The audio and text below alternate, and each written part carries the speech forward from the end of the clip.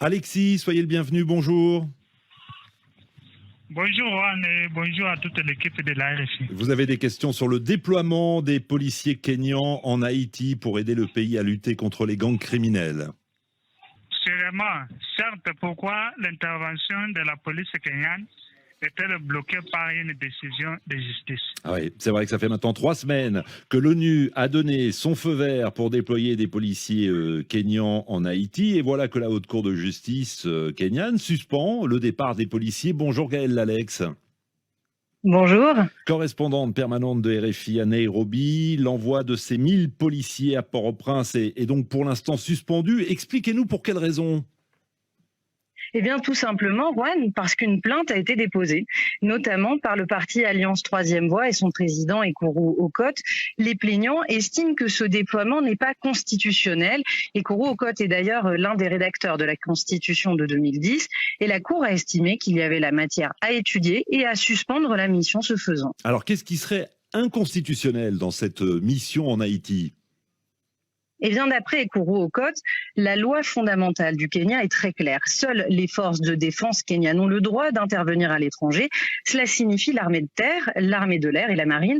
La police, elle, ne peut pas être déployée à l'étranger. Or, ce sont bien 1000 policiers que les autorités kenyanes ont l'intention d'envoyer en Haïti d'ici la fin de l'année.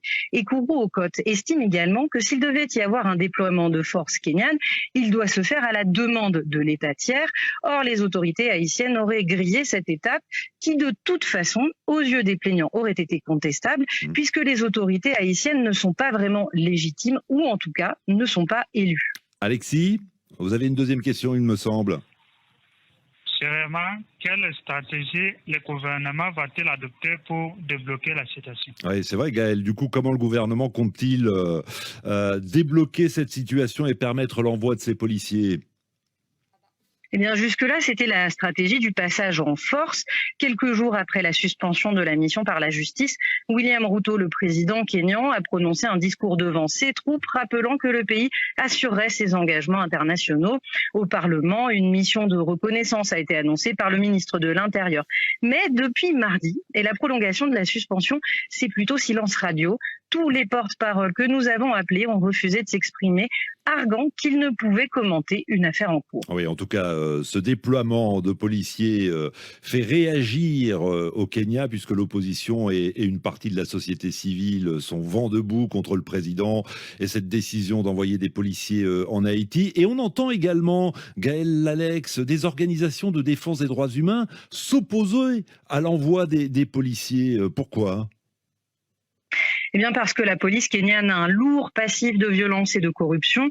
Le problème est apparu au grand jour après la crise post-électorale de décembre 2007 et début 2008. Quelques mois plus tard, une commission d'enquête a révélé le rôle actif de la police kenyane dans les violences qui ont suivi. Suite à cela, une grande réforme de la police a été amorcée, mais 15 ans plus tard et malgré des millions de shillings investis, la police kenyane ne semble pas avoir progressé. Des organisations de la société civile, comme l'unité médico-légale indépendante ou les centres pour la justice sociale des quartiers pauvres de Mataré et Kibera, continuent d'enregistrer des violences policières qui vont du racket à l'assassinat en passant par les disparitions forcées.